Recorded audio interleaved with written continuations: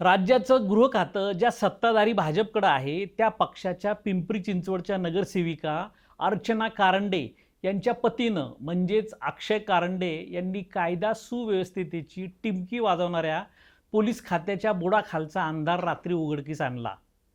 पिंपरी चिंचवड शहरातील sector 22 वोटा scheme या आपल्या पत्नीच्या प्रभागातीलच काळे धंदे उजेडात आणल्यानं कपाळाला हात लावायची शहरातील भाजपच्या नेत्यांवर पाळी आली.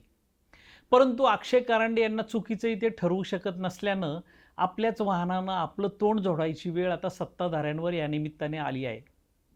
शहरातील कायदा सुव्यवस्थेची परिस्थिती किती सक्षम आहे याचे दाखले देण्यासाठी अनेकदा आकडेवारीचा आधार घेतला जातो.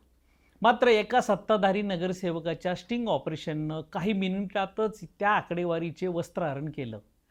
आधीच विषारी दारूच्या बळींमुळे पिंपरी चिंचवड पोलिसांच्या आबरूच्या चिंधड्या झालेल्या असतानाच व या प्रकरणाचे पडसाद राज्यभर उमटत असतानाच पिंपरी चिंचवडमध्ये खुलेआम सुरू असलेली गांजा विक्री समोर आली. विशेष म्हणजे हा गौप्यस्फोट विरोधकांनी नव्हे तर सत्ताधारी पक्षातील नगरसेवकांनीच केला.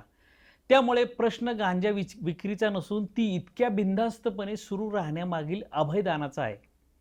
ज्या शहरात अवैध धंदे लपून छपून नव्हे तर निर्धास्तपणे चालतात तेथे गुन्हेगारांपेक्षा व्यवस्थेची निश्चितता अधिक धक्कादायक असते. स्टिंग ऑपरेशननं एखादं रॅकेट उघड केलं असेल, पण त्याहून मोठं वास्तव्य म्हणजे नागरिकांच्या सुरक्षिततेची जबाबदारी असलेली यंत्रणा नेमकी काय पाहत होती हा मुख्य सवाल आहे. कारण धंदे अचानक उभे राहत नाहीत, ते अनेकांच्या सोयीस्कर दुर्लक्षाच्या सावलीतच फोफवतात.